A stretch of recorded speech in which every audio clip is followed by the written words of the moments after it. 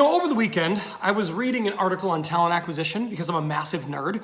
And it was about a person who has worked for both Google and for Amazon as a hiring manager at a pretty high level.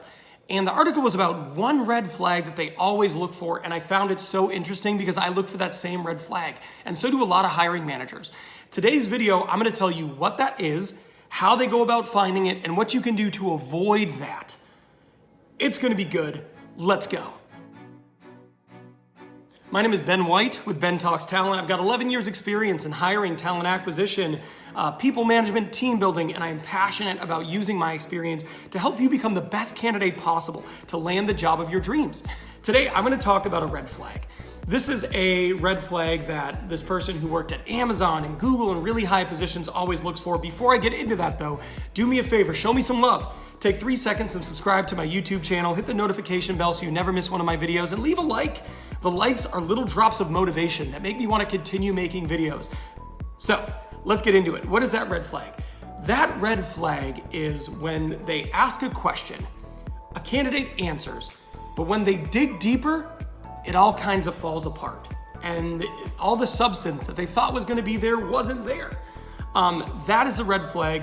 So let's talk about this a little bit more. When would this happen? So there's a certain type of question that hiring managers, recruiters, HR people ask as kind of the setup here, right? So the most common question that leads to this red flag is, tell me about your proudest career achievement. That right there, let it sink in for a little bit. Another thing they might say is, what is the most impressive thing that you've accomplished thus far in your career? Do you get the theme here? They're talking about high level, big impact things. Now, why? This is a great question to understand what someone has done. It's a great question to allow them to talk you through some of their achievements, their thought process, contribution, and impact at other organizations.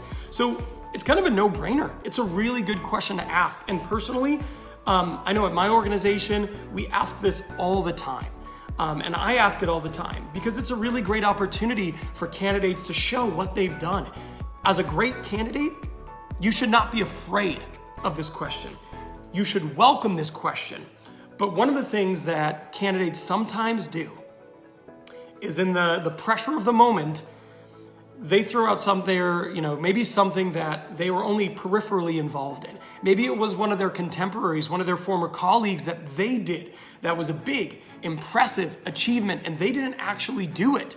And then when you start to dig in, what happens? It starts to fall apart.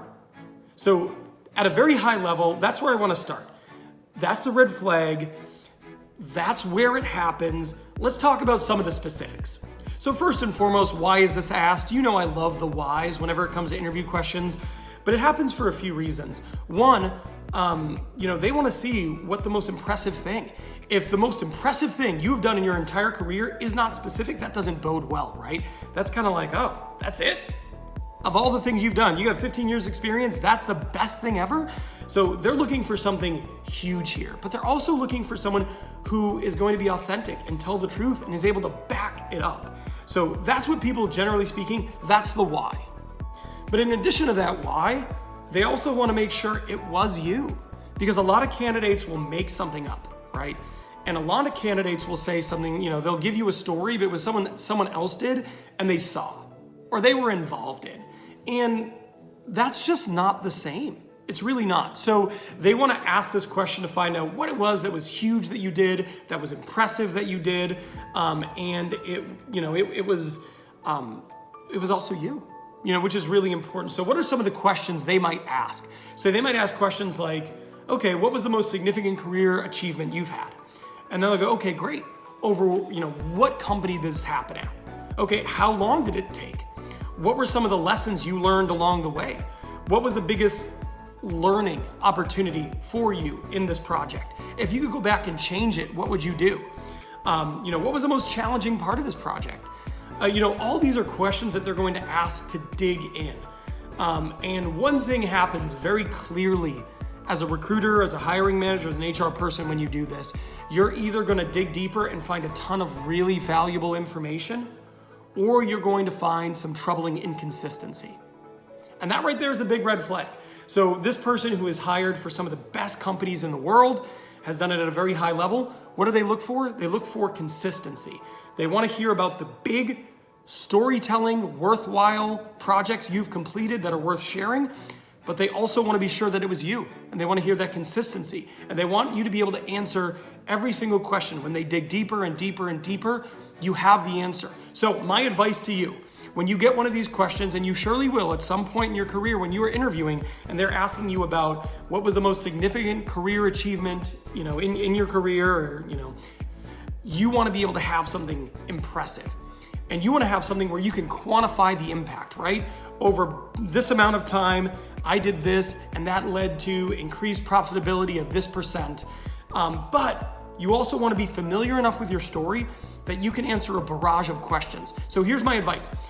Every single stop that you've had in your career, I want you to write down the most impressive thing you've done there.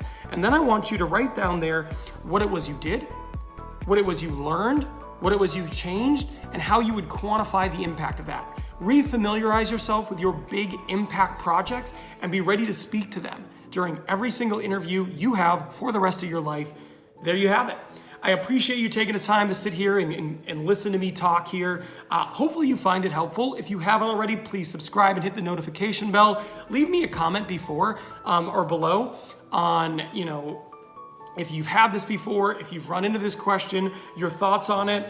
And again, thank you for taking the time today. Good luck in your next interview. You've got this.